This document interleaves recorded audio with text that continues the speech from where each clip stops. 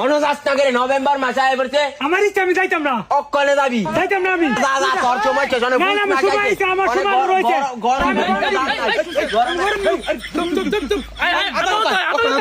ठीक है।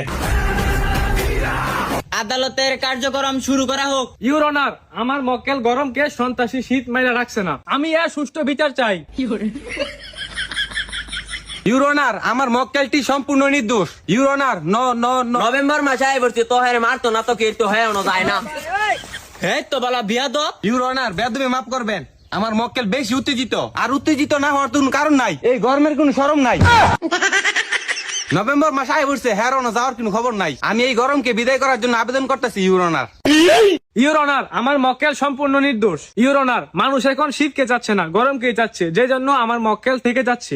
বাল চাচ্ছে, মানুষ শীতের জন্য অপেক্ষা করছে, তারা শীতের কারণে এখনো বিয়া করতে পারতাছে না। ঘটনা সত্য ইউর অনার।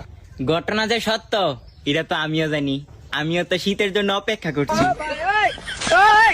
লুচ্চা দশ।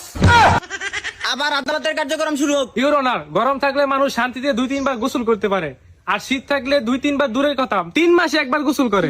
ঘটনা সত্যি ইউর অনার, বেশি বেশি সাবান ডালে। ইউর অনার, শীত আসলে মানুষ গোসল না করতে করতে কালো হয়ে যায়, যে কারণে শীত নিতে একটা কাল লাগাটা। ইউর অনার, আপনার সাথে আমার একান্তই কথা আছে। আপনার সাথে একান্তই কথা বলার জন্য আবেদন প্রার্থনা করছি। আবেদন মঞ্জুর করা হলো।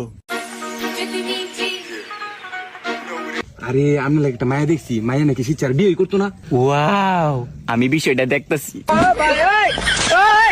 ওয়ার্ডার ওয়ার্ডার ওয়ার্ডার, সমস্ত ঘটনা পর্যবেক্ষণ করে গরমে মানুষ অতিষ্ঠ, অবিবাহিতদের কথা চিন্তা করে আদালত এই রায় দিচ্ছে যে গরমকে অসম্মানের মাধ্যমে 7 দিনের মধ্যে বিদায় করা হোক। আদালত ক্লোজ।